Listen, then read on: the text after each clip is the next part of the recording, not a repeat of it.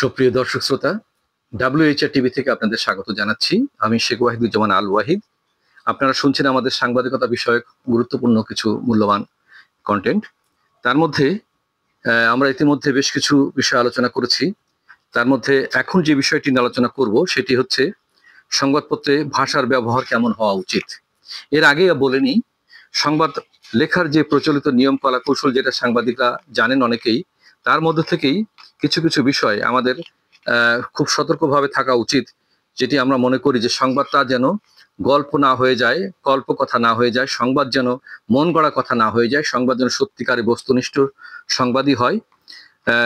জাতীয় পর্যায়ের সংবাদপত্রের যে পরিধি আছে, যে মূল্যায়ন আছে, সংবাদপত্রের পরিভাষা, এগুলো সম্বন্ধে সাংবাদিকদের অবশ্যই ধারণা থাকা উচিত, জ্ঞান রাখা উচিত এবং সেগুলো ব্যবহার করা উচিত। তো এই পর্যায়ে আমরা আলোচনা করছি সংবাদপত্রে ভাষার ব্যবহার কেমন হওয়া উচিত। সংবাদপত্রে ভাষার ব্যবহার বিষয়ে সাংবাদিককে সর্বদা বিশেষ সতর্কতা অবলম্বন করতে হয়। এখানে লক্ষ্য রাখার বিষয় যে প্রতিটি ভাষাতেই রয়েছে ভিন্ন স্তর। এ ব্যাপারে বাংলা ভাষায়ও কোনো ব্যতিক্রম নয়। স্তরের ভিন্নতা ও বৈশিষ্ট্য এখানে সকলের চোখে পড়ে। ভাষার স্তরগুলোকে নানা ভাগে ভাগ করা যায়। আমরা এখানে দুভাগে ভাগ করে দিচ্ছি, আর তা হলো কঠিন ও সরল। সংবাদপত্রকে বৃহত্তর পাঠক সমাজের কথা ভাবতে হয়, ফলে কঠিন স্তরের ভাষাকে প্রশ্রয় দেবার কোনো উপায় থাকে না। তাই সহজ কথাটা আমাদের ভুলে যাওয়া চলবে না। আমাদের মনে রাখতে হবে, খবরের কাগজের জন্য যা কিছুই আমরা লিখি তা সহজ সরল ভাষায় হওয়া চাই, যে ভাষাটি সহজেই জনগণ বা পাঠক বুঝতে পারে। আমরা সরল ভাষার পক্ষপাতী, কিন্তু সরল ভাষা বলতে তরল ভাষা বুঝায় না, আবেগ বলতে বুঝায় না উচ্ছ্বাস। ভাষা সম্পূর্ণ নিরাবেগ হবে এমন দাবি আবার অনুচিত। কেননা যা নিতান্ত নিতান্ত নিরাবেগ, সেই শুকনো কেঠো ভাষা একই জায়গায় অনড় দাঁড়িয়ে থাকে। আবেগের ছোঁয়া না লাগা পর্যন্ত তাতে গতির স্পন্দন জাগে না। কিন্তু আবেগ নামক ব্যাপারটাকে যে সংযমের লাগাম পরিয়ে রাখা চাই, সেটাও মনে রাখুন। যে আবেগ সংযত নয়, উচ্ছ্বাসিত ভাষাকে তা অনর্থক বাতুলতা করে মাত্র। রচনার স্বচ্ছতা তাতে নষ্ট হয়, লেখকের যা বক্তব্য তা উচ্ছ্বাসের ফেনার তলায় চাপা পড়ে যায়। সংবাদের বিষয় কি না হতে পারে?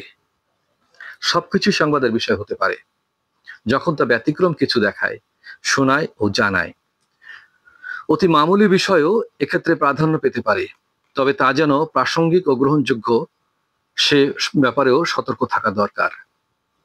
যেমন খুব রৌদ্র ও টানা গরমের পরে হঠাৎ যখন বৃষ্টি নামে, তখন সেটা সংবাদের বিষয়।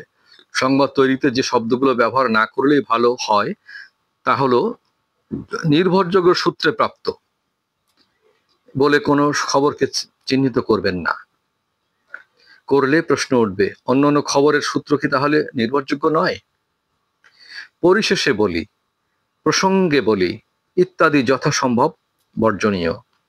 কোনো কথা পরিশেষে অথবা প্রসঙ্গত হচ্ছে কিনা তা তো বোঝাই যাচ্ছে। বলা বাহুল্য ও লেখা উচিত নয়। বলা বাহুল্যই হবে, তাহলে বলছেন কেন? এই বাহুল্যতা বাতুলতার প্রয়োজন নেই। নিরলঙ্কার সংবাদপত্রের পক্ষে আদর্শ গদ্য, যা বলার সরাসরি বলুন এবং এমন ভাষায় বলুন আপনার বক্তব্য যাতে সহজেই আপনার পাঠকের কাছে পৌঁছে যায়।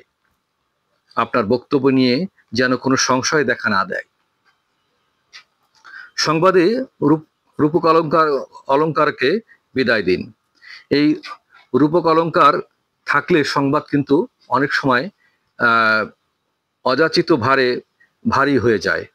কারো মৃত্যু ঘটলে সেই জায়গায় সেটা লিখুন যা আমাদের দৈনন্দিন জীবনের ভাষা। প্রাণ পাখিটা খাঁচা থেকে উড়ে গেল, জীবনদ্বীপ নির্বাপিত হলো, ইত্যাদি লিখবেন না। এটি এক ধরনের নিষ্ঠুর তামাশা এবং বলা যায় যে মানুষের সাথে এক ধরনের অমর্যাদার কর ভাষা। মনে রাখুন, বুধবার প্রত্যুষে 5 ঘটিকায় তার প্রাণবায়ু নির্গত হয় না লিখে বুধবার ভোর 5টায় তিনি মারা যান লেখাই উচিত। তাতে মৃতের কোনো অশ্রদ্ধা সূচিত হয় না। শোকের বিষয় কোনো শব্দালঙ্কার পাঠকের কাছে অপ্রত্যাশিত ও অগ্রহণযোগ্য। প্রকাশরীতি ধীরে ধীরেই পাল্টায়। গায়ের জোরে রাতারাতি তাকে পাল্টানো যায় বা বিশেষত সংবাদপত্রে প্রকাশের জন্য যা আপনি রচনা করেছেন তাতে তেমন জোর না খাটানোই ভালো। বাংলা ভাষায় এখানকার যেটা স্বাভাবিক প্রকাশ রীতি, কোথাও কোনো বাক্যের সঙ্গে তার কোনো বিরোধ ঘটছে কিনা সেটা ভেবে দেখুন। যদি মনে হয় ঘটছে, তাহলে সেই বাক্যটি এমনভাবে লিখুন যাতে রীতিগত বিরোধ দেখা না দেয়। বিরোধের দৃষ্টান্ত হিসাবে দাবি রাখা, বক্তব্য রাখা, পদক্ষেপ নেওয়া, প্রস্তুতি নেওয়া ইত্যাদি কথা বলা যায়। বাংলা ভাষার প্রকাশ রীতি যেখানে যিনি সামঞ্জস্য রাখার পক্ষপাতী, এসব কথা তিনি এইভাবে বলবেন না বা লিখবেন না। তিনি চাইবেন দাবি না রেখে সেটা তোলা হোক বা পেশ করা হোক, বক্তব্য না রেখে বোঝানো যেতে পারে। সেই সঙ্গে পদক্ষেপ না নিয়ে যেমন ব্যবস্থা নেওয়া চাই, তেমন প্রস্তুতি না নিয়ে বরং প্রস্তুত হওয়া ভালো। প্রতিটি ভাষাতেই আছে তার নিজস্ব নানা প্রতীক বা বাক ভঙ্গিমা ও অভিব্যক্তি। ইংরেজি ভাষার সঙ্গে আমাদের দীর্ঘকাল ব্যাপী যোগাযোগের কারণে এই ধরনের কিছু ইংরেজি অভিব্যক্তিকে যে বাংলাতে ঢুকতে পারবে এটা অস্বাভাবিক নয়।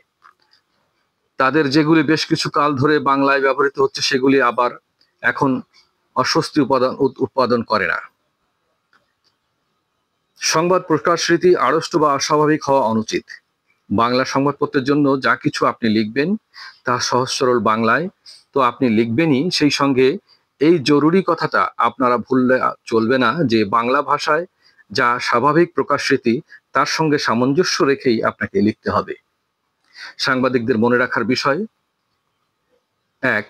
সংবাদপত্রকে বৃহত্তর পাঠক সমাজের কথা ভাবতে হবে। তারা যাতে বুঝতে পারেন তারই জন্য সংবাদপত্রের ভাষা সহজ সরল হওয়া চাই। 2. সরল ভাষা বললে কিন্তু তরল ভাষা বোঝায় না। এই ভাষার উচ্ছ্বাস ও কাব্যিকতার ব্যবহার না করাই ভালো। 3. সংবাদপত্রের পক্ষে নিরলঙ্কার গদ্যই আদর্শ গদ্য। 4. বক্তব্যকে এমনভাবে প্রকাশ করতে হবে যাতে বাংলা ভাষায় স্বাভাবিক প্রকাশ রীতির সঙ্গে তার কোনো বিরোধ না ঘটে। আর সবচেয়ে বড় কথাটি যেটি, যে তথ্যগুলো প্রকাশ করবেন সেই তথ্যগুলোর প্রমাণ আপনাকে রাখতে হবে অবশ্যই। কেননা যদি মিথ্যা তথ্য পরিবেশন করেন তাহলে কিন্তু আপনাকে আইনের দ্বারস্থ হতে পারে, আইনের কাঠগড়ায় আপনাকে উঠতে হতে পারে। তখন কিন্তু সেই প্রমাণগুলো আপনাকে দেখাতে হবে। কারণ শ্রুতি নির্ভর বা অনুমান নির্ভর কোনো তথ্যই পরিবেশন করা সাংবাদিকের উচিত নয়।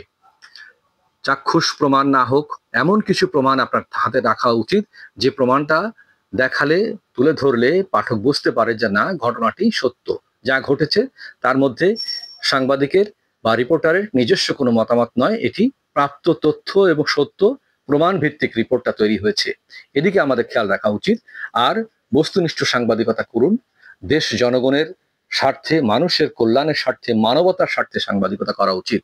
কোনো রাজনৈতিক পক্ষপাতিত্ব নিয়ে বা পক্ষপাত দুষ্ট হয়ে, ধর্মীয় মতবাদের পক্ষপাত দুষ্ট হয়ে কখনোই সাংবাদিকতা পেশায় আসা উচিত না। মনে রাখবেন, কলম সৈনিক অস্ত্রধারী সৈনিকের চেয়েও অনেক বেশি শক্তিশালী।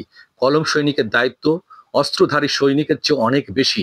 তার কারণ কলম হচ্ছে বিবেকের প্রকাশ ঘটায়।